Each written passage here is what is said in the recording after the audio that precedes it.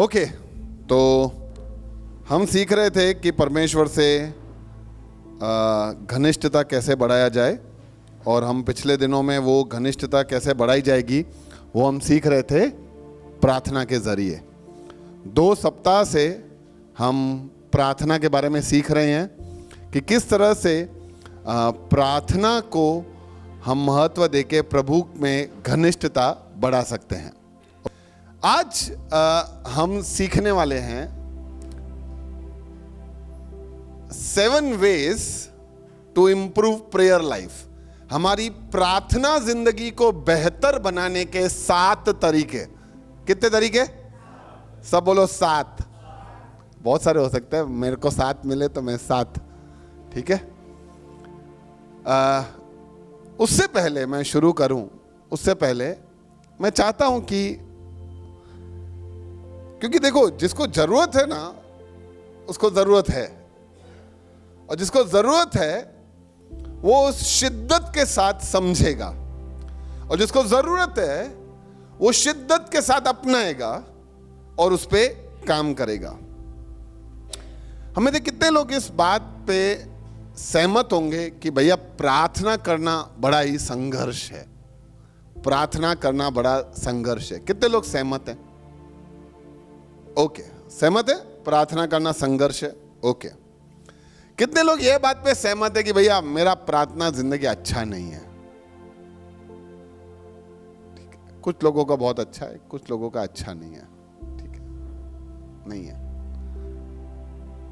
कितने लोग चाहते हैं कि हमारा प्रार्थना जिंदगी बहुत ही अच्छा हो जाए?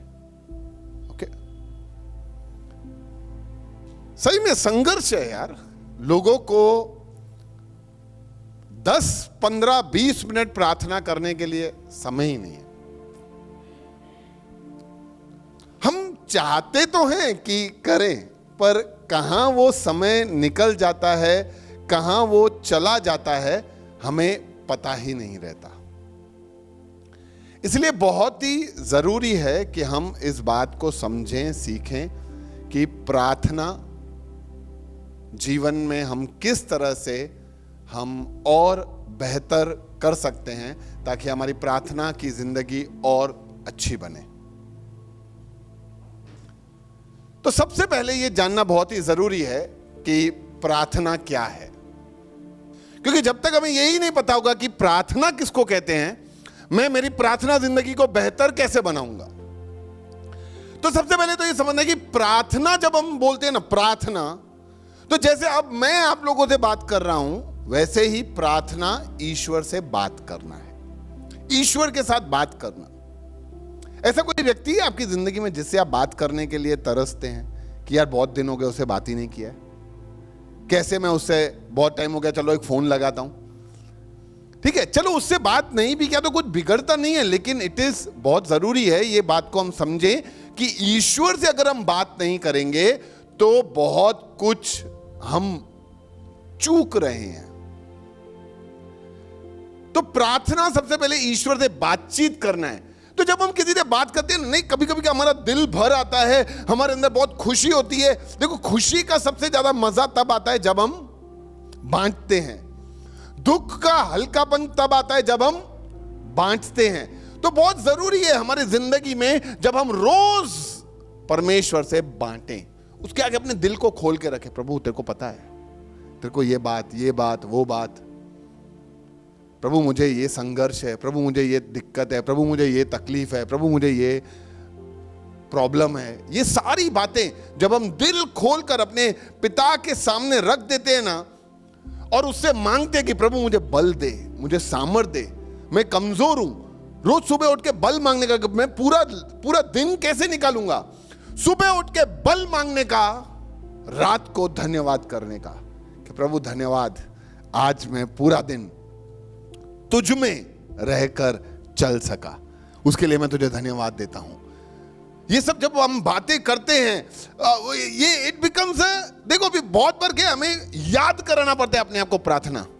आप में से मैंने लास्ट टाइम पूछा था कितने लोग हैं जो गोली लेते हैं? ठीक है, मैं भी लेता हूं।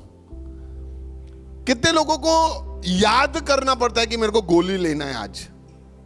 नहीं ना, अपना डेली आदत हो गया है। मेरे को पता है कि मेरे को सुबह उठने से ही गोली लेना है, तो अपने आप मेरे पैर गोली की ओर चले जाते हैं कि मेरे को लेना ही है ना।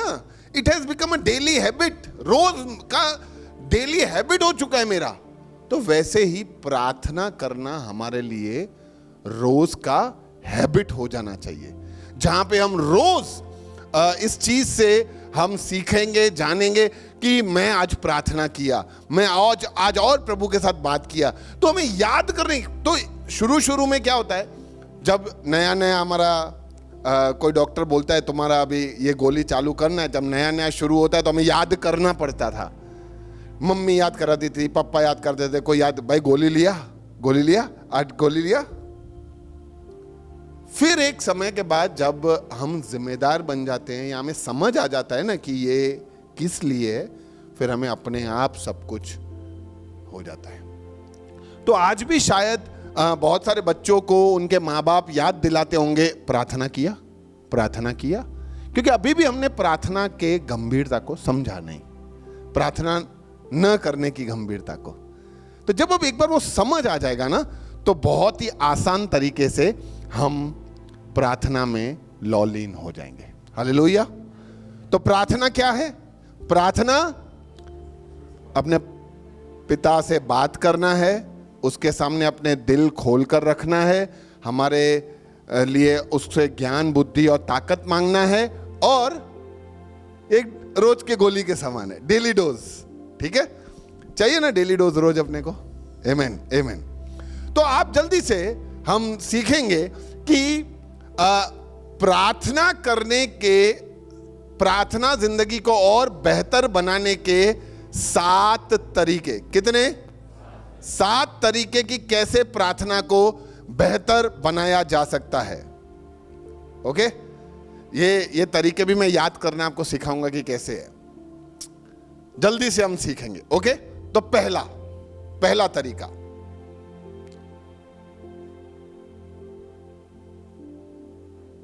भाई खाली नेक्स्ट का बटन दबाओ ना,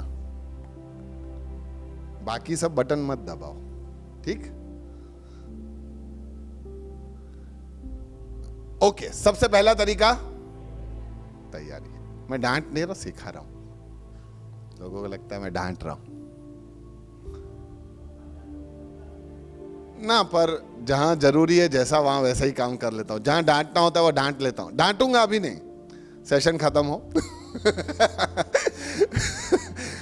नहीं डांटने वाला, सिखाऊंगा कि हमारे को, देखो ये भी सब चीजें क्या टेक्निकली है।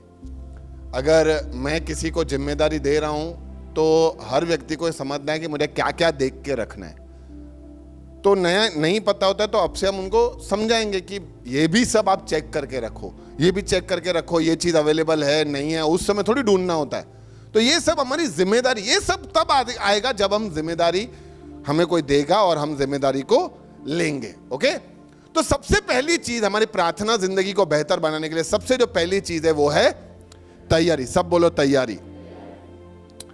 तो तैयारी बहुत ही मायने रखती है कि हम किस तरीके से हम प्रार्थना में जा रहे हैं, तैयारी किस तरह से कर रहे हैं, बहुत ही जरूरी है। देखो बहुत सारी चीजों के लिए हम तैयारी करते हैं। आप जब अपने बच्चे को एग्जाम के लिए भेजते हो तो कैसे भेज देते हो? सुबह उठा के चल जा बेटा एग्जाम दे के आना। आज एग्जाम है मम्मी? हाँ बेटा जा मैथ्स का दे के आ जाना, आ जाए। ऐसे कैसे अपने बच्चे को तैयारी के लिए कैसे एग्जाम भेजते थे? बड़ा करा के, याद करा के, उससे ज्यादा आपको टेंशन होती थी कि पढ़े पढ़े पढ़े भाई अच्छी तरह से, फिर बच्चे को भी याद होता था। कोरोना पीरियड में हम किस तरह से सावधानियां बरतते थे? हम बाहर कैसे चले जाते थे? ऐसे ही नहीं, कोई भी बाहर जाता था मास्क पहन के, हर तरीके की सावधानी बरत के, हर तरीके का कामकाज करके, एक जिम्मेदारी समझ के। हम क्यों ये सब काम करते थे? कोरोना पीरियड में हम मास्क लगाते थे, या बहुत सारी चीजों को, या कभी भी आप शादी पे जाते हो, आज कहीं पे भी शादी पे जाते हो तो ऐसे उठे और चले गए नहीं, क्या करते क्या हो आप? तैयारी करते हो, अच्छे कपड़े पहनते हो, परफ्यूम लगाते हो, बाल संवारते हो, स्ट्रेटनिंग करते हो, मेकअप करते हो, ठीक है, जूते पहनते हो, और फिर आप शादी में जाते हो, और ये सब चीजें करके आप वहां जाते हैं। आप कभी घूमने जाते हो, समझे? तो घूमने जाते हो तो आप किस तरह का तैयारी करते हो? आप गोवा घूमने गए तो यूं मोटे मोटे जैकेट लिए लोगे क्या?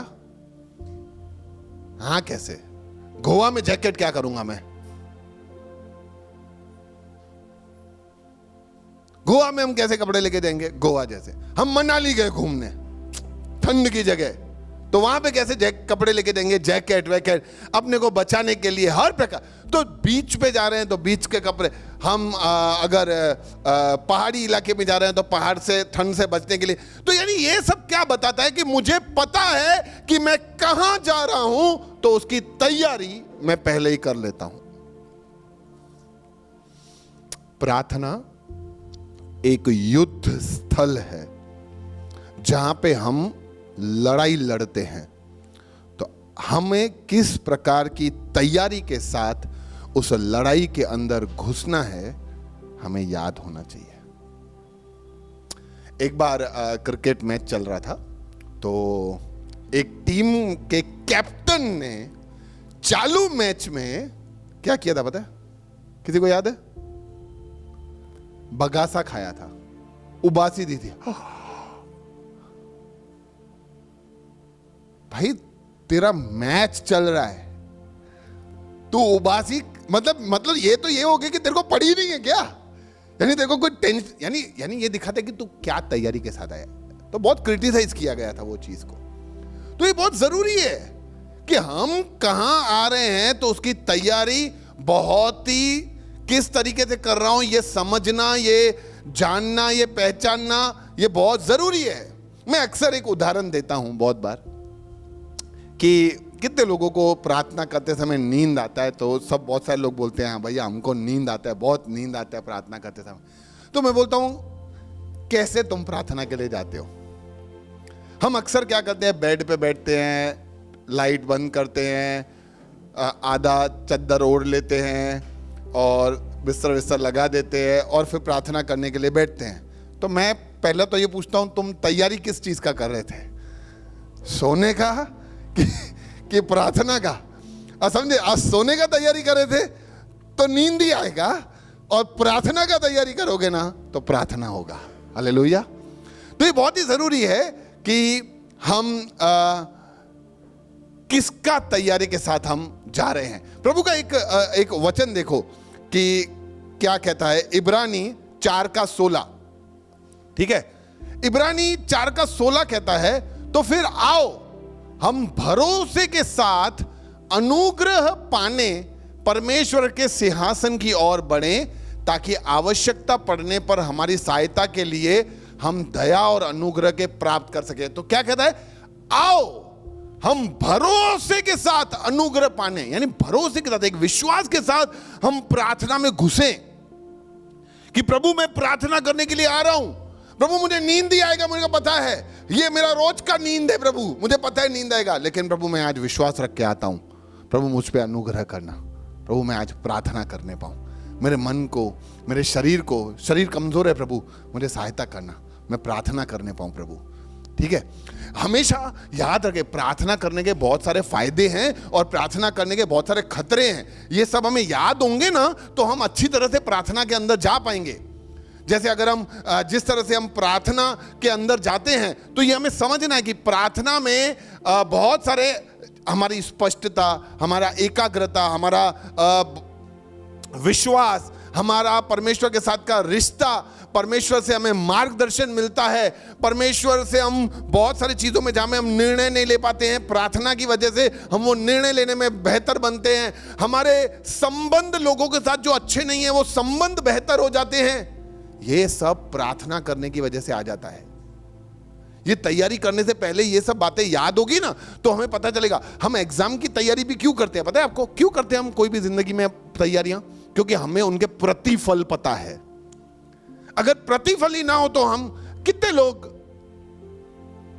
हेलीकॉप्टर बनाने की तैयारी करते हैं, हमें पता है होगा ही नहीं, ठीक है, चलो वो नहीं होगा, ठीक है, लेकिन कुछ चीजें ऐसे हैं जिसके लिए हम तैयारियां नहीं करते क्योंकि हमें पता है उसका क्या प्रतिफल मिलेगा मेरे को।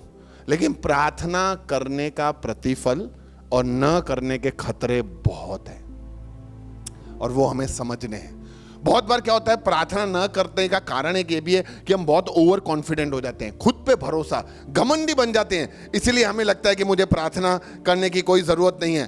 प्रार्थना न करने की वजह से हमारी जिंदगी में आलस घुस जाता है, हम आलसी बन जाते हैं और हमें लगा प्रार्थना, अरे हम बहुत, आज का दिन नहीं। प्रभु बोले पिछले 2 महीने से तू आज का दिन नहीं कर रहा है, 2 महीने हो गए हैं, कितने टाइम से तू नहीं करेगा। शरीर और पाप हमारे ऊपर हावी हो जाता है और हम उनकी इच्छाओं को पूरा करते हैं। हम बहुत बार यीशु के साथ जो हमारा रिश्ता है उससे हम दूर हो जाते हैं। बहुत बार हम गलत लोगों की संगतियों में घूमना शुरू कर देते हैं। बहुत सारी चीजों से हम लोगों के सामने परमेश्वर का अंगीकार करने में हम हिचकिचाते हैं। तू भी प्रभु यीशु को मानता है? ना, हम इनकार कर लेते हैं क्योंकि हम प्रार्थना में बड़े ही कमजोर हैं। इसीलिए हमें एक बात को बहुत ही अच्छी तरह से हमें समझना है, वो ये है कि ये नौकरी नहीं है। कितने लोग नौकरी करते हैं? मैं भी करता हूं। कितने लोगों को नौकरी करते करते कभी कभी ऐसा, या बहुत बार ऐसा लगता है यार क्या यार थक गए हो, नहीं करना है, लगता है नहीं क्या और नौकरी में जाने का, पर फिर भी हमें मजबूरी में जाना पड़ता है ना। तो याद रखे, प्रार्थना नौकरी नहीं है जहां पे हमें मजबूरी में जाना है। घर में तुम्हारे बच्चे स्कूल से आते हैं तो तुम मजबूरी में उनके लिए खाना बनाते हो। शायद कभी कभी साल में एक दिन ऐसा हो जाता है, अरे यार फिर इनके लिए खाना बनाना है, थक गया हूं बहुत, थक गई हूं बहुत। पर फिर भी जब आपको एक बात याद आ जाती है कि ये मेरी जिम्मेदारी है तो हम खुशी से बना देते हैं। तो याद रखें, प्रार्थना नौकरी नहीं है, प्रार्थना जिम्मेदारी है। तो सबसे पहला चीज जिसको हमें समझना है प्रार्थना जिंदगी को बेहतर बनाने के लिए, वो है तैयारी।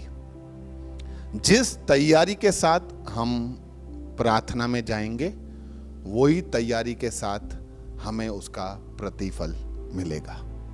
और जैसे मैंने बताया, प्रार्थना युद्ध है, युद्ध। आप सोचो, एक लड़ाई में एक सोल्जर, सैनिक किस तरीके से जाता है,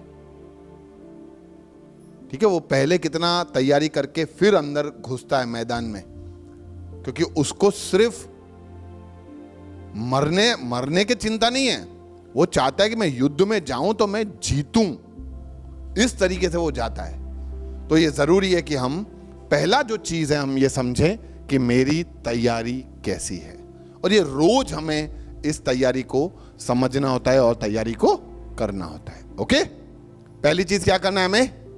तैयारी। दूसरा,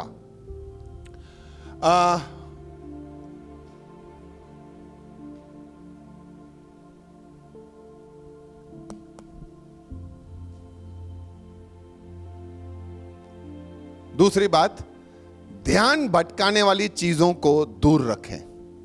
कीप डिस्ट्रैक्शंस अवे। ध्यान भटकाने वाली चीजों को दूर रखें। कौन कौन सी चीजें हैं जो हमें प्रार्थना शुरू करने में या शुरू करने के अंदर बीच में हमें डिस्टर्ब करती है? कौन कौन सी चीजें ऐसी?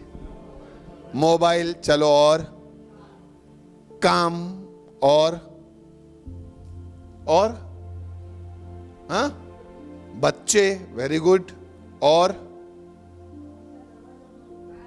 हाँ, बाहर के दरवाजे जो खटखट करते हैं, वेरी गुड, और टीवी, अच्छा टीवी,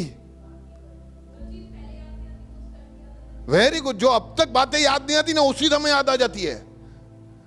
मां गैस बंद कयो, खाना बनाना है, हाँ प्रभु धन्यवाद देता हूं प्रभु, अरे डिस तक गैस बंद आया प्रभु धन्यवाद देते हैं।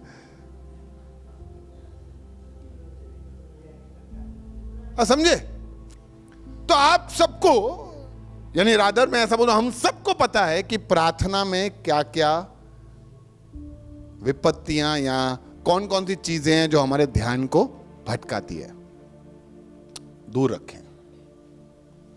मैं सोचता हूं कि प्रभु को सब पता है, इसीलिए प्रभु ने बोला था कि तू अकेले कोठरी में जाके प्रार्थना कर, ताकि डिस्ट्रैक्शंस ना होए।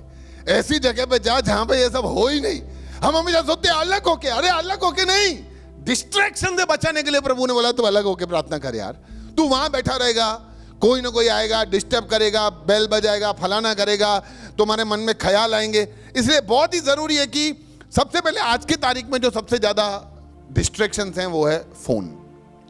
हम बहुत बार ऐसा सोचते हैं कि मैंने फोन को बंद करके साइड में रख देता हूं, लेकिन मैं आपको बता देता हूं उसका वो जो रिंगटोन भी सुनाई देगा ना, आपने भले आपने बंद कर दिया पर आपका मन चालू हो जाएगा उस समय, किसका फोन है, 2-3 बार आया है, अर्जेंट तो नहीं है, देख लूं क्या एक बार, फिर मैं प्रार्थना तो कर ही रहा हूं ना, प्रभु 2 मिनट देखता हूं, 5 मिनट एक्स्ट्रा करूंगा आज। ये सौदेबाजी शुरू हो जाता है मन में, और हम सब इसकी वजह से ना प्रार्थना में हम फोकस नहीं कर पाते। इसलिए बहुत जरूरी है कि हम ये सारे के सारे जो चीजें भटकाते हैं, खास करके टीवी और इन सब चीजों को, इन सब को हम दूर रखें। उसके अलावा बहुत सारी चीजें हैं, जैसे आप लोगों ने कहा कि सपोज डोरबेल बहुत डिस्टर्ब कर देती है, तो डोरबेल बंद कर देने का ना।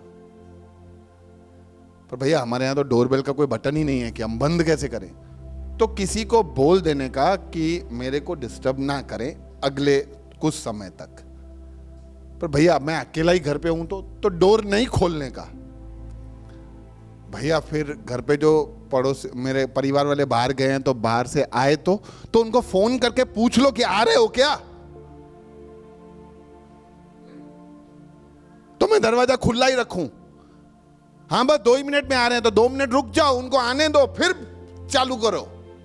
अच्छा ये सब क्या कर क्या रहा हूं मैं, ये मैं बता रहा हूं कि प्रभु मैं बड़े ही साफ मन के साथ तेरे लिए प्रार्थना में जाना चाहता हूं।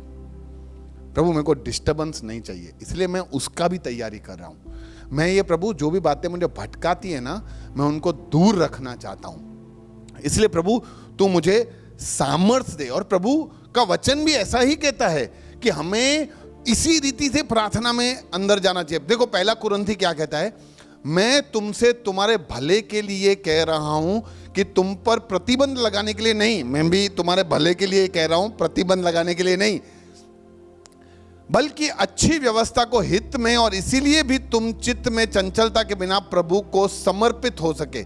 यानी ये सब जो चीजें हैं, I say it for your own benefit, last में ऐसा लिखा है, to secure your undivided devotion to God, ताकि हम बिना भटके पूरी समर्पण रीति से परमेश्वर के आगे हम जा सकें।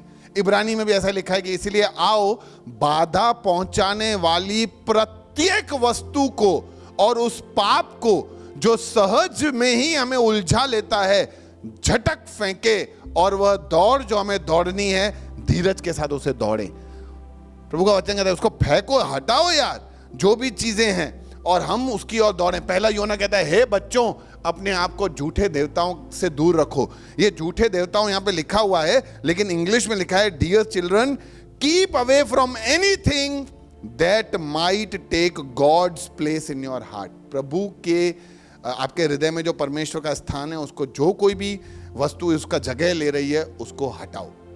तो बहुत बार हम जब प्रार्थना करते हैं ना, तो ये सब डिस्ट्रैक्ट करने वाली चीजें, हम सबको आगे भटकाने वाली चीजें आ जाती है, हम उन सबको दूर रखें।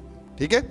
तीसरी बात जो हमें सीखनी है वो है ये है कि हम जब ऐसे ही प्रार्थना करने जाएंगे ना रोज, तो आप 2-3 दिन प्रार्थना करोगे फिर थक जाओगे कि हवेसू प्रार्थना करवानी, अभी क्या प्रार्थना करूं। इसलिए तीसरी बात जो हमें याद रखनी है वो है कि विषयों को पहले से ही तैयार करो। पहले से ही तुम तैयार कर दो कि आज मुझे किस विषय पे प्रार्थना करनी है। ओके, ये बहुत ही अच्छा और बहुत ही फायदेमंद तरीका है जब हम पहले से ही तैयार कर लेते हैं कि विषय क्या है। विषय पे प्रार्थना करने की कोशिश करें, आप तय करें। अगर आपको कोई विषय नहीं मिल रहा है तो आप रोज सुबह, आपके पास एक विषय आता है प्रार्थना के लिए, ठीक है। कोई ऐसा है यहां पे जिसको रोज सुबह प्रार्थना का विषय नहीं आता है? ऐसा कोई है क्या? नहीं ना, सबको प्रार्थना का विषय मिलता है ना सुबह, ठीक है। आप उन पे प्रार्थना कर सकते हो रोज। 5-6 टॉपिक्स हैं उसके ऊपर आप रोज प्रार्थना करो। तो आप बहुत ही अच्छी तरीके से आप प्रार्थना कर सकते हो। आपको नहीं मिलता तो आपके खुद के विषय बनाओ, और रोज का रोज विषय नहीं बनाने का, कभी भी हफ्ते का या महीने का विषय बना देने का, ताकि आपको पता चलेगा कि मैं रिपीट तो नहीं कर रहा हूं। पूरे हफ्ते का, 2 हफ्ता, 3 हफ्ता, 4 हफ्ते के 7 दिन अलग अलग अलग अलग अलग अलग अलग अलग आप प्रार्थना के विषय बनाओ और उस पे देखो, आप प्रार्थना करो। आपके पास बहुत सारे विषय हो सकते हैं। आप बोलोगे, और बहुत सारे लोग क्या होते हैं, ऐसे ही विषय ढूंढते हैं, कलेशिया, आत्मिक उन्नति। अरे नहीं, बहुत सारे विषय हैं। आप अपने बॉस के लिए प्रार्थना करो, आपके साथ जो काम करते हैं उनके लिए प्रार्थना करो, आपके धंधे के लिए प्रार्थना करो, आपके नौकरी के लिए प्रार्थना करो, नौकरी में सुसमाचार के लिए प्रार्थना करो। हर तरीके से आप प्रभु से यह भी प्रार्थना करो कि मुझे विषय दे, किस पे प्रार्थना करूं। विषय बनाओ। देखो, विषय जब आपके पास होंगे ना, तो आपकी प्रार्थनाएं व्यर्थ नहीं होगी। नहीं तो आप देखो, आधे मिनट के बाद ना आपको लगेगा कि अभी क्या प्रार्थना करूं, फिर आप रिपीट करोगे, प्रभु धन्यवाद, फिर जो मन में आया, तेरे क्रूज पे आने के लिए धन्यवाद, हमें पापों से छुड़ाने के लिए धन्यवाद, फिर ये सब बातें शुरू हो जाती है, क्योंकि आपके पास आप तैयारी नहीं हो कि मुझे प्रार्थना करना कैसे है, क्या बात पे प्रार्थना करूं। इसलिए ये जरूरी है कि हमारे पास विषय हो। तो जब विषय होगा ना, तो हमारे विषय में हमारी प्रार्थना व्यर्थ नहीं होगी, हम बोर भी नहीं होंगे। नहीं तो क्या आपका प्रार्थना जिंदगी बहुत ही बोरिंग हो जाएगा। यार फिर से वही प्रार्थना करूं, वही पास्टरों के लिए, कलेशियाओं के लिए, वही आत्मिक उन्नति, वही ज्ञान, वही बुद्धि, कितना प्रार्थना करने का। प्रभु भी थक जाता होगा, रोज सेम लिस्ट लेके आ जाता है। नहीं, आप लिस्ट बदलो। हम प्रभु से कहें कि प्रभु मुझे इन सब, तो आप जब ये अलग अलग विषयों पे प्रार्थना करेंगे ना, तो आपको मजा आएगा, आपकी प्रार्थनाएं मुश्किल नहीं लगेगी आपको, और आपको प्रार्थना करने में मजा आएगा। और जिस तरह जब आप ये धीरे धीरे आप देखोगे कि आपका प्रार्थना जिंदगी में आपको मजा आ रहा है, क्योंकि आप अलग अलग विषय पे प्रार्थना कर रहे हो, आपको अलग अलग विषय पे आप प्रभु से दुआ कर रहे हो, अलग अलग कोई विषय में परमेश्वर आपको मस्त तरीके से अच्छे शब्द देगा प्रार्थना करने के लिए, तो आपको उन्नति होगी। आप धीरे धीरे करके, और आप धीरे धीरे सहजता से प्रार्थना में हमारा जिंदगी अच्छा होता जाएगा। प्रभु का वचन कहता है, नीति वचन 21:5 इस तरीके से कहता है कि जो मेहनती लोग होते हैं ना, मेहनती लोगों का जो कामकाज होता है, परमेश्वर उनमें सफलताएं देता है, लेकिन जो जल्दबाजी के काम होते हैं ना, वो निर्धन हो जाते हैं। परिश्रमी की योजनाएं लाभ देती है और निश्चित हैं, और उतावले लोगों की योजनाओं में दरिद्रता आ जाती है। नीति वचन ये भी कहता है कि मन में मनुष्य निज राहें रचता है, किंतु प्रभु उसके चरणों को सुनिश्चित करता है। आप तैयारी तो करो, आप स्टार्ट तो करो कि मैं प्रभु इन विषयों पे प्रार्थना करने वाला हूं, मुझे पता नहीं है क्या प्रार्थना करने का। अभी आप सोचो, मैं आप में से किसी को भी यहाँ खड़ा करके बोलूं कि फलाने के घर कोई मर गया है, प्रार्थना करो, तो क्या प्रार्थना करोगे? हम हर चीज का प्रार्थना शुरू कैसे करते हैं? धन्यवाद प्रभु ये मर गया। नहीं, मैं आपसे पूछ रहा हूं, कैसे प्रार्थना करोगे? आप सोचो, ये कभी किए ही नहीं ना प्रार्थना, ऐसे विषयों पे हमने कभी किए नहीं प्रार्थना, तो हमें पता कैसे चलेगा कि प्रार्थना कैसे करना है? तो प्रभु से मांगने का, प्रभु से पूछने का, प्रभु मैं कैसे, प्रभु ये मुझे ही संकोच हो रहा है कि मैं क्या करूं प्रभु। लोग बीमार होते हैं तो क्या प्रार्थना करूं मैं? वही खाली कोड़े खाने से हमें चंगाई मिली, बस वही खाली याद है हमें कि हम और मांग सकते हैं। तो हम पूछ सकते हैं कि प्रभु मुझे तू सहायता कर, मुझे सामर्थ्य दे, मुझे बल दे। तो आप अलग अलग विषय बना सकते हैं। ओके, तो ये 3 बातें, कौन सी थी 3 बातें? जल्दी बोलो। तैयारी, ध्यान भटकाने वाली बातों पे हमें उसको दूर रखना है, और तीसरा विषय पहले से तय। ये तीनों बातें हैं ना, ये फाउंडेशन है। ये आप प्रार्थना शुरू करने से पहले की बातें हैं। अभी तक आप प्रार्थना में गए नहीं हो, आप प्रार्थना में जाने से पहले तैयारी कर रहे हो, आप प्रार्थना में जाने से पहले उन सब भटकाने वाली बातों को दूर कर रहे हो, आप प्रार्थना में जाने से पहले सारा लिस्ट तैयार कर रहे हो। तो ये है प्रार्थना को शुरू करने के पहले की तैयारियां, जो नींव है, जहां पे हम अपने आप को तैयार कर रहे हैं, अपने आप को तैयार कर रहे हैं, माहौल को, डिस्ट्रैक्शंस को दूर दूर करके माहौल को तैयार कर रहे हैं और फोकस बन रहे हैं विषयों को निर्धारित करके। ओके, तो ये 3 बातें हैं जो हमें प्रार्थना के पहले करनी है। ओके, चौथा बात, छोटी प्रार्थनाओं से शुरू करो। हमारे को क्या है, अभी ऐसा आदत हो गया कि हमें बड़ी बड़ी लंबी लंबी प्रार्थनाएं करनी है। ठीक है, कम से कम 1 घंटा, आधा घंटा, पौना घंटा प्रार्थना नहीं करूं तो मन नहीं भरता। लेकिन देखो, जो चीज हमने किया ही नहीं है इतने टाइम से, उसको करने के लिए हमेशा शुरुआत छोटा होना चाहिए। ठीक है, छोटे छोटे कदमों से लंबा हम जाएंगे। मैं ऐसा नहीं कहता लंबे प्रार्थनाएं नहीं करनी चाहिए, आपको प्रभु उतना सामर्थ्य और बल दिया है तो आप लंबी प्रार्थनाएं करो, क्योंकि लंबी प्रार्थनाएं जो भी होती है ना, उसमें हमारा परमेश्वर के साथ घनिष्ठता, परमेश्वर के साथ वार्तालाप, परमेश्वर के साथ सारी बातों को बांटना, ये सब चीजें उसमें होता है, ये सब चीजें बढ़ती है। और इन सब में हमारा बदलाव, हमारे अंदर रूपांतरण, हमारे अंदर के सब मलिनताओं को हटाना, ये सब जब हम परमेश्वर के साथ लंबे समय के लिए बैठ के रोज दुआएं करते हैं ना, तो उन सब में ये बातें होती है। इसका मतलब ये नहीं कि छोटी प्रार्थनाओं में ये नहीं होती, लेकिन शुरुआत हम छोटी छोटी प्रार्थनाओं से कर सकते हैं। छोटे प्रार्थनाएं हम करें और उनसे हम शुरुआत करें। 5 से 10 मिनट का प्रार्थना शुरू करो। 5 मिनट बराबर है, 5 से 10 मिनट। 10 मिनट तो यार फटाक से निकल जाता है यार। आप क्रिकेट का एक मैच और एक एडवर्टीजमेंट देखते हो, उसमें 10 मिनट हो जाते हैं ना। तो उतनी देर हम प्रार्थना में 10 मिनट तो हम आराम से निकाल सकते हैं।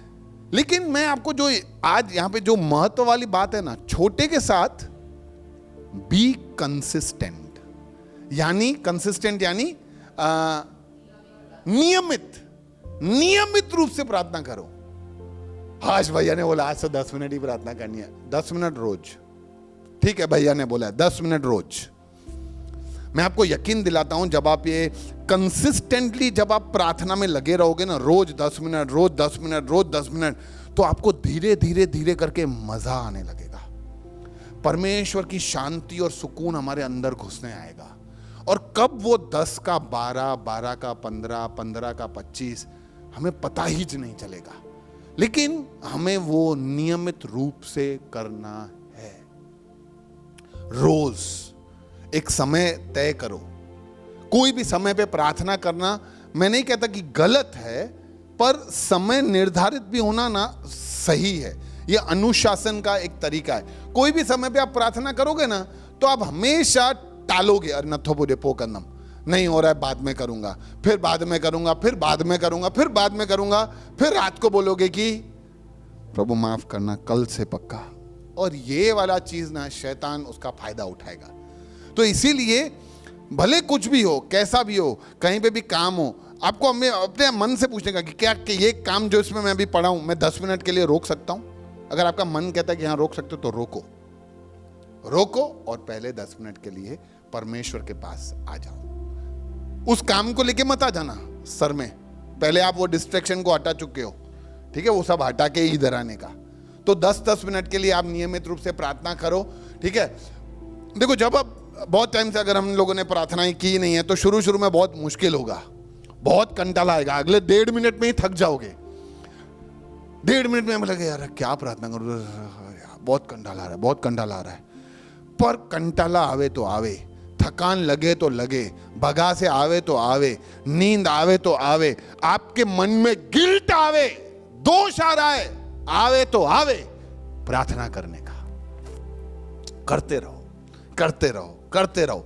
5 मिनट, 7 मिनट, 10 मिनट, रोज प्रभु से पूछो, मांगते रहो, अलग अलग विषय पे उनके लिए प्रार्थना करते रहो। तो देखो ग्रेजुअली धीरे करके वो कंटाला निकलेगा, धीरे करके मजा आएगा, धीरे करके समय बढ़ेगा, और धीरे करके हम लोग सुनने वाले बन जाएंगे। फिर मैं आपको यकीन दिलाता हूं कि कुछ दिन हमारे जिंदगियों में ऐसे हो जाएंगे कि आप प्रार्थना में गए, आपने एक शब्द नहीं बोला और वो बैठ के आपने सिर्फ सुना। अरे ऐसे दिन होंगे ना, क्या मजा आ जाएगा, क्या मजा। आज तो मैं बैठा ही था और प्रभु ने इतना सब बोला है ना। आप बैठोगे पेन लेके, प्रभु बोलेगा लिखता जा चल, धड़ धड़ धड़ धड़ धड़ आप अलग अलग बातें लिखोगे, प्रभु आपको कुछ बातें याद दिलाएगा, प्रभु आपको कुछ कहेगा, आप रोओगे, आप पछताओगे, आपके आंसू नहीं रुकेंगे, आप कुछ नहीं बोलोगे। हमें लगता है प्रार्थना में बोल बोल करना, अरे प्रार्थना में बोलना नहीं, प्रार्थना परमेश्वर के साथ बातें करना है।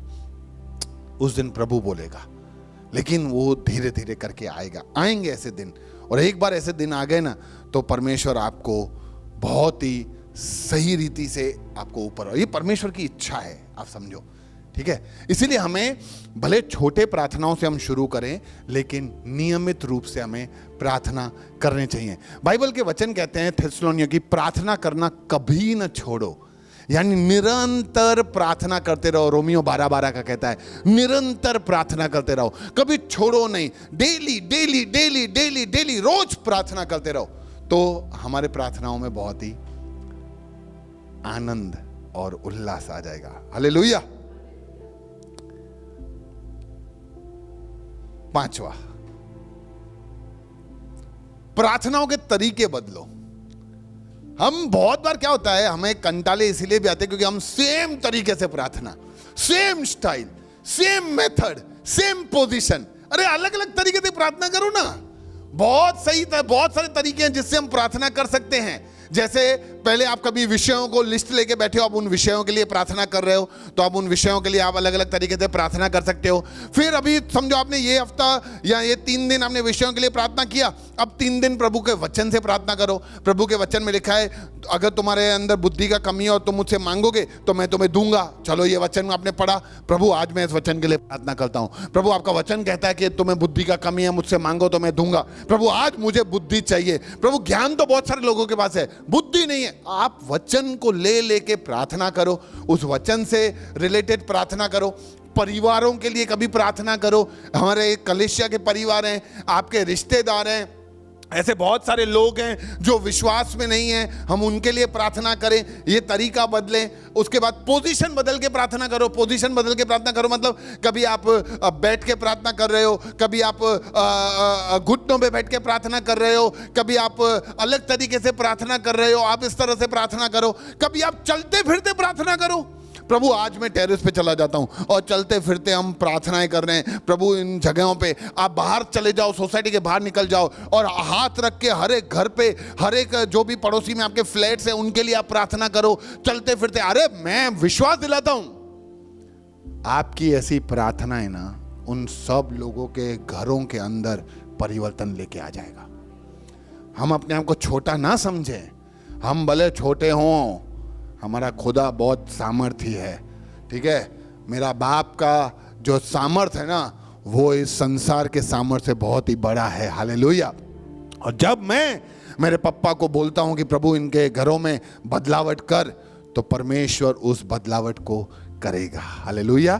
तो हम चलते फिरते अलग अलग तरीके से प्रार्थना कर सकते हैं। अन्य भाषाओं में प्रार्थना करो, ठीक है। अन्य भाषा परमेश्वर देता है, क्योंकि हम जब भी प्रार्थना करने के लिए बैठते हैं ना तो देखो एक समय के बाद आपका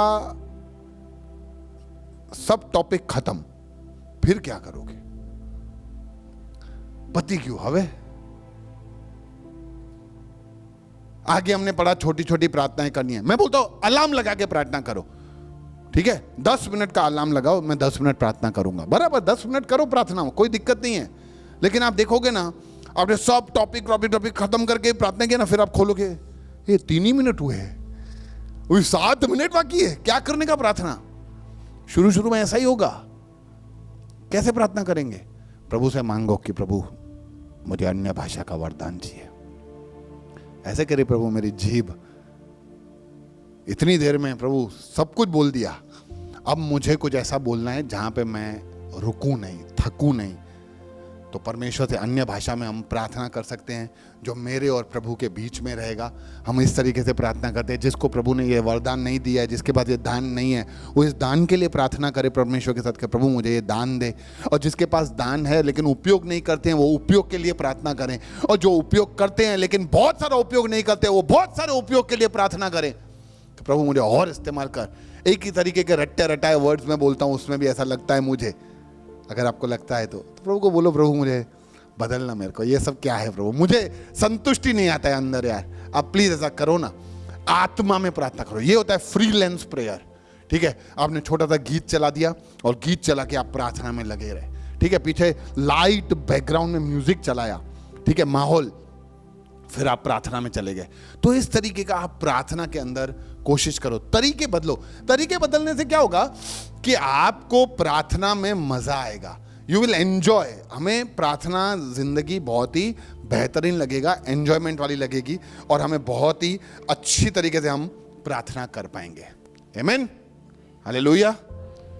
तो 2 बातें हमने और सीखी, कौन सी? छोटी छोटी प्रार्थनाओं से शुरू करें और फिर प्रार्थनाओं के तरीके बदलें। यह होता है जब हम एक्चुअली प्रार्थना में घुस रहे हैं।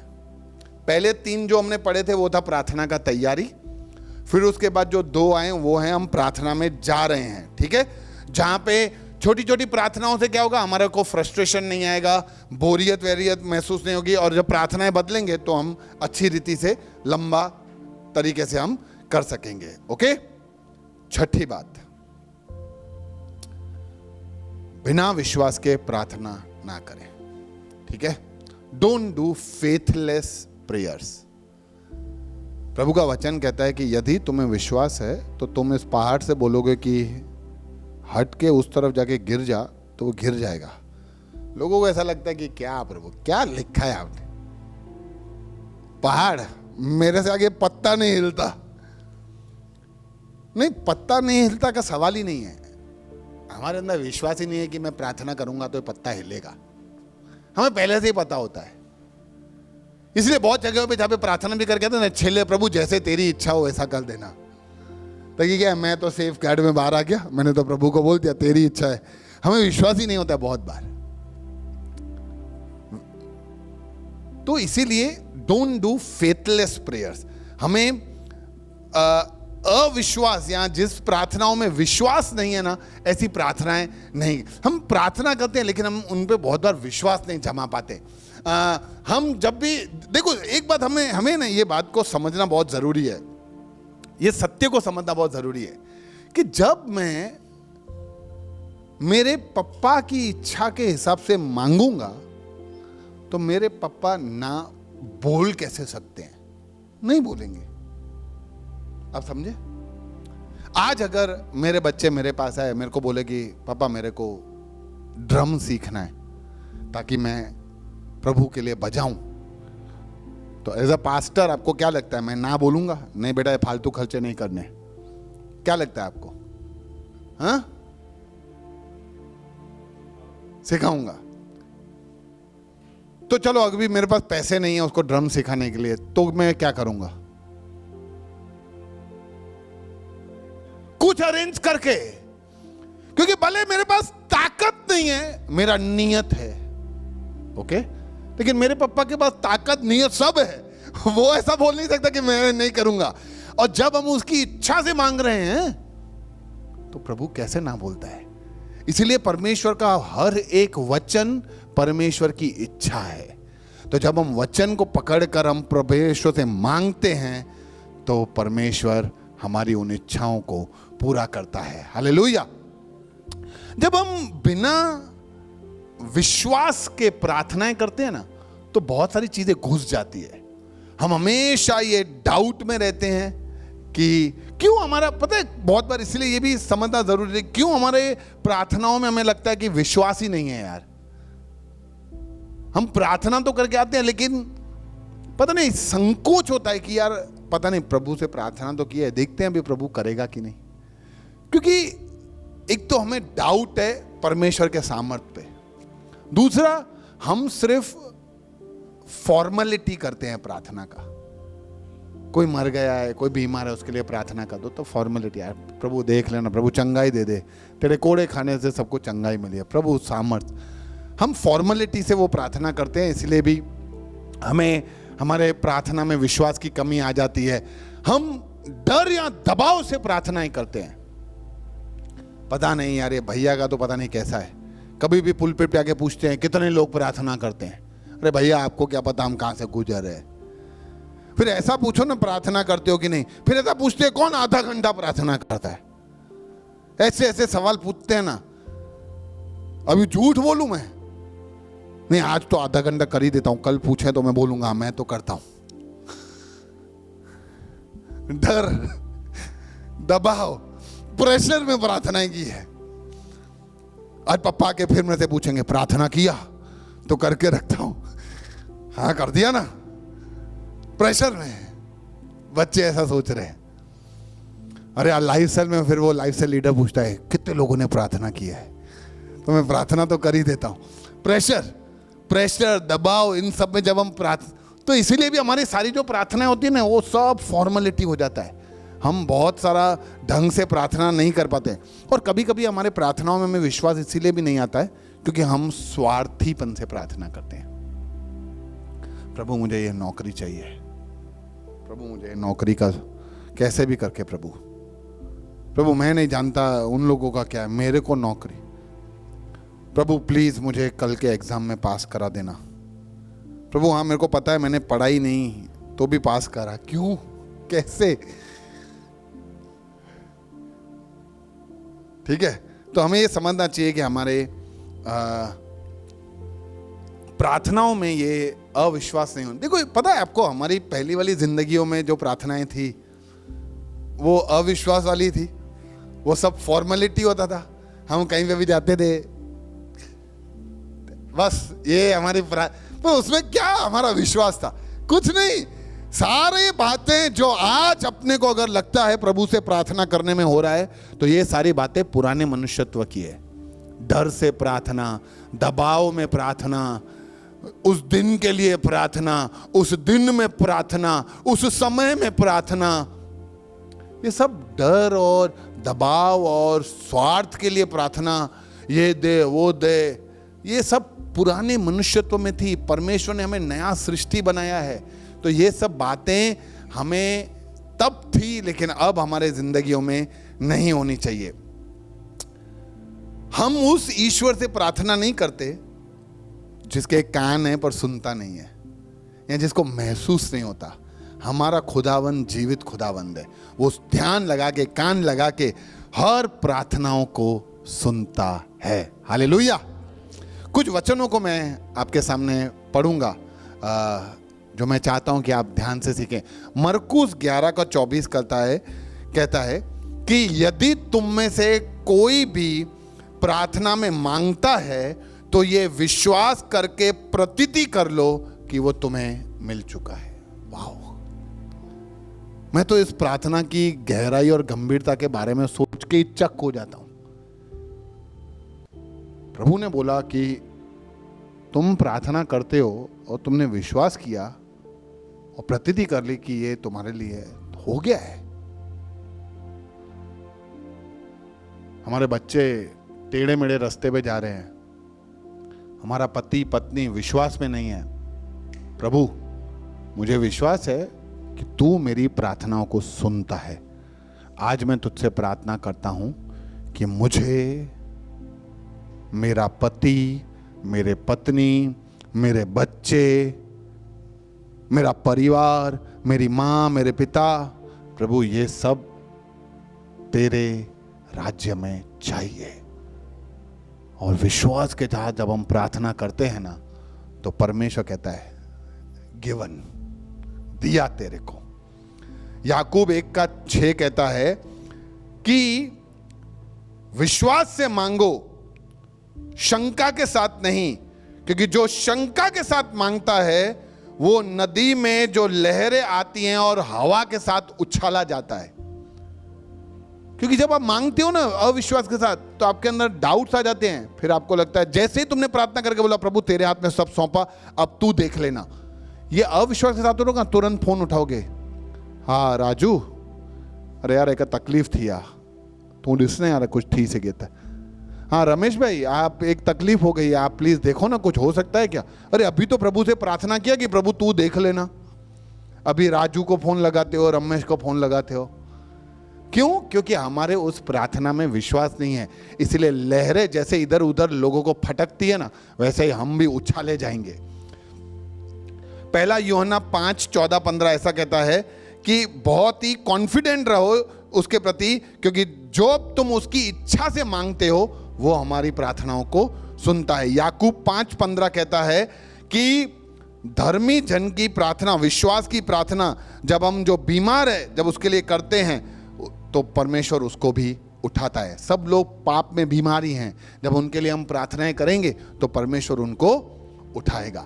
तो ये है प्रार्थना का सामर्थ्य। जब हम विश्वास के साथ प्रार्थना करेंगे तो परमेश्वर ये सब चीजें करेगा। तो ये है छठी बात। पहली 3 बातें थी तैयारी की, 2 बातें थी जब हम एक्चुअली प्रार्थना में गए, बराबर ना। छठी बात है जब हम क्वालिटी पे फोकस कर रहे हैं। अभी अब हमारी प्रार्थनाओं में एक नया स्तर आया है। हम प्रार्थना में ऐसे 2 कदम और ऊपर आए हैं। हम अब पहले प्रार्थना करता था, अब मुझे विश्वास है कि प्रभु ऐसा कर देने वाला है। अब मेरा क्वालिटी टाइम परमेश्वर के साथ बहुत ही बेहतर हो गया है। हालेलुया। क्या आप समझ पा रहे हैं ना? 7वीं और आखिरी बात, अच्छा साथी ढूंढे। अच्छा साथी ढूंढे। बहुत बार क्या होता है कि हमें एक अच्छा साथी नहीं मिलता ना, और इसीलिए हम अकेले में प्रार्थना नहीं कर पाते। ठीक है, अकेले में शायद नहीं प्रार्थना कर पाते। और अगर आपको ऐसा लगता है कि आपकी कमजोरी है तो आप एक अच्छा साथी ढूंढें जो आपको प्रार्थना में मदद कर सकता है। अगर आपको यह पता है कि आप प्रार्थना में कमजोर हो, अगर आपको यह पता है कि आप प्रार्थना ढंग से नहीं कर पा रहे हो, तो यार किसी भाई किसी बहन को ढूंढो और उसके साथ बैठ के आप प्रार्थना करो, और देखो आपके प्रार्थना जिंदगी में परिवर्तन आएगा। आप लीडर से बात करो, आप किसी भाई या बहन से आके बात करो कि मेरा प्रार्थना जिंदगी में मजा नहीं आ रहा है, मुझे एक व्यक्ति चाहिए जिसके साथ मैं प्रार्थना में और बैठ के उसके साथ कंपलसरी प्रार्थना करूं। तो देखो परमेश्वर आपको एक ऐसा व्यक्ति प्रदान करेगा जिसके साथ आप बैठ के आप प्रार्थना में उन्नति पा सकोगे। हालेलुया। आप खुलकर बात करो, छुपाओ नहीं कि मेरा प्रार्थना जिंदगी यार बहुत अच्छा है, बहुत अच्छा है, कर लेता हूँ, क्या जरूरत है? नहीं यार, जरूरत है यार, है, मुझे चाहिए एक व्यक्ति। आप लाओ, कोई तो लाओ यार जो मेरे को फोन करके मेरे को प्रार्थना में बढ़ाए, मैं उसको फोन करके उसको प्रार्थना में बढ़ाऊं। फोन पे प्रार्थना करो ना, मिल के प्रार्थना करो, साथ में संगति करके प्रार्थना करो, कैसे भी करके आप प्रार्थना में बढ़ सकते हो। आप अपने पत्नी को बोल सकते हो कि मुझे मैं घर पे आऊं तो मेरे साथ बैठ के प्रार्थना करना है, तेरे को याद रखना है। आप अपने पति को बोल सकते हो मेरे को प्रार्थना में बढ़ना है तो तेरे को याद करके मेरे साथ प्रार्थना। जो कमजोर है वो आगे आए और बोले कि मेरे को तैयार जरूरत है। देखो ये अंगीकार करना बहुत जरूरी है कि मैं कमजोर हूं, इसलिए मदद मांगना भी जरूरी है। कमजोर हो, मदद मांग रहे हो, तो परमेश्वर हर उस व्यक्ति जिससे आप मदद मांगोगे, परमेश्वर उसके हृदय में और आपके हृदय में, सबके हृदय में काम करेगा। आप बच्चों को बोलो बेटा जब भी हम आए खाने के लिए प्रार्थना करनी है, मैं भूल जाऊं तो आप याद रखना, खाने के पहले हम सब मिलकर प्रार्थना करेंगे, परिवार के लिए प्रार्थना करेंगे, बच्चों को मैं आपके लिए और आप मेरे लिए प्रार्थना करना। बच्चों को आप अपने आप को छोटा मत समझो, मैं बाप हूं, घर का लीडर हूं, घर का पास्टर हूं, कैसे मैं बच्चों को बोलूं प्रार्थना करने के लिए, याद दिलाने के लिए? अरे नहीं, बोलो ना यार, बोल दो कि बेटा याद दिलाना मुझे। अब मुझे कहना कि हम प्रभु, मैं कभी कभी प्रिंस को बोलता था, प्रिंस बेटा रोज हमें बाइबल स्टडी करना है। तो ये प्रिंस लगाता रहता था बाइबल लेके अपना, पापा आज का लेसन। मैं कभी कभी रात को सो जाता था तो वो रात को दरवाजा खटका के, क्या हुआ बेटा सो जा जल्दी, पापा आज का लेसन।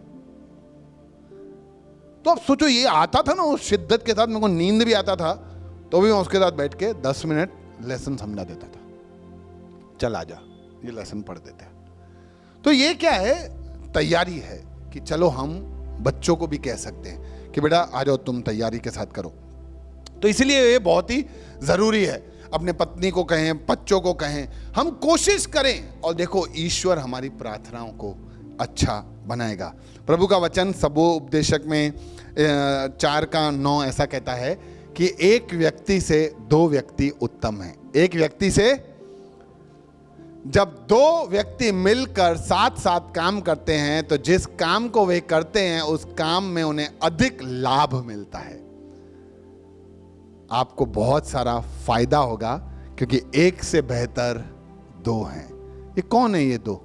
आपके पति पत्नी हो सकते हैं, 2 दोस्त हो सकते हैं, 2 कलीसिया के लोग हो सकते हैं, कोई भी हो सकता है। मिलके प्रार्थना करो। क्यों प्रभु ने कहा कि जहां 2 या अधिक? क्योंकि प्रभु को पता है एक से भले 2 करोगे ना तो एक गिरेगा, दूसरा उठा देगा। इसलिए एक अच्छा साथी ढूंढना बहुत ही जरूरी है उस एरिया के लिए जहां पे हम कमजोर हैं। तो इस तरीके से आप फाइनली सपोर्ट पाओगे ताकि हम लंबा प्रार्थना जीवन कर सकें। हालेलुया। प्रार्थना जिंदगी को बेहतर बनाने के 7 तरीके। पहले 3 तरीके किस लिए होते हैं? तैयारी के लिए, जिसमें हमें पहली तैयारी करनी है। दूसरा, जो ध्यान भटकाने वाली चीजें हैं उनको दूर करना है। और तीसरा, विषयों को पहले से ही तैयार करना है। ये प्रार्थना के पहले वाली 3 है।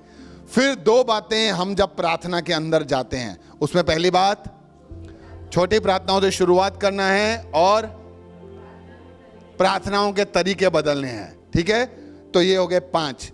छठा, जब हमारी प्रार्थना के क्वालिटी को सुधारेंगे तो हम उसमें क्या कर रहे हैं? बिना विश्वास नहीं, अब हम विश्वास के साथ प्रार्थनाओं में घुस रहे हैं। ठीक है, और 7वां, ये पूरे प्रार्थना जीवन को और लंबा चलाने के लिए हमें एक सपोर्ट चाहिए। देखो, मैं यूं चल सकता हूं, बराबर, मेरे को चलना है तो मैं चल सकता हूं, लेकिन समझो मेरे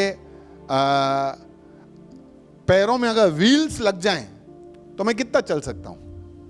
लंबा चल सकता हूं। अब समझे ना, लंबा चल सकता हूं अगर मेरे पैरों में व्हील लग जाए तो ये साथी मिलना एक तरीके का पैरों में व्हील लग जाना है, तो हम लंबा चल सकते हैं। और इस तरीके से हम हमारे प्रार्थना जीवन को और बेहतर बना सकते हैं। हालेलुया।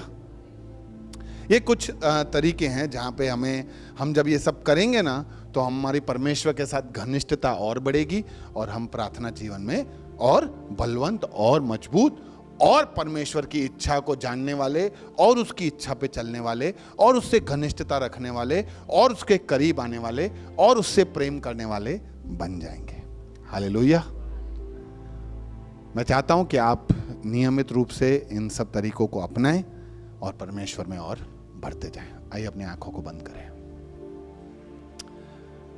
प्रभु, मैं धन्यवाद देता हूं आज के समय के लिए। राजा, धन्यवाद कि तू जानता है कि हमें किस चीज़ का ज़रूरत है और जिस चीज़ का हमें ज़रूरत है तू वो चीज़ हमारे आगे लेके आता है। धन्यवाद कि तूने हमें सिखाया, समझाया, तूने हमें ये ज्ञान और बुद्धि से भी भरा, इतनी सहजता से तूने हमें हर बात बताई ताकि हम कोई भी तरीके से ये चूके नहीं तुझसे घनिष्ठता बढ़ाने में।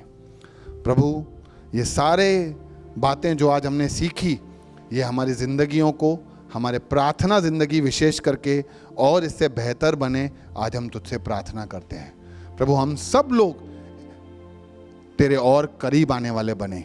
शैतान और अंधकार के हर एक छल और चाल को प्रभु मैं यीशु मसीह के नाम से उसको दूर करता हूँ। हमें और सिखाना, बढ़ाना, ताकि हम और तेरे राज्य के लिए तैयार हो सकें। धन्यवाद देते हैं, सब लोगों को तेरे हाथ में सौंपते हैं। प्रार्थना यीशु मसीह के नाम से मांगते हैं, आमीन।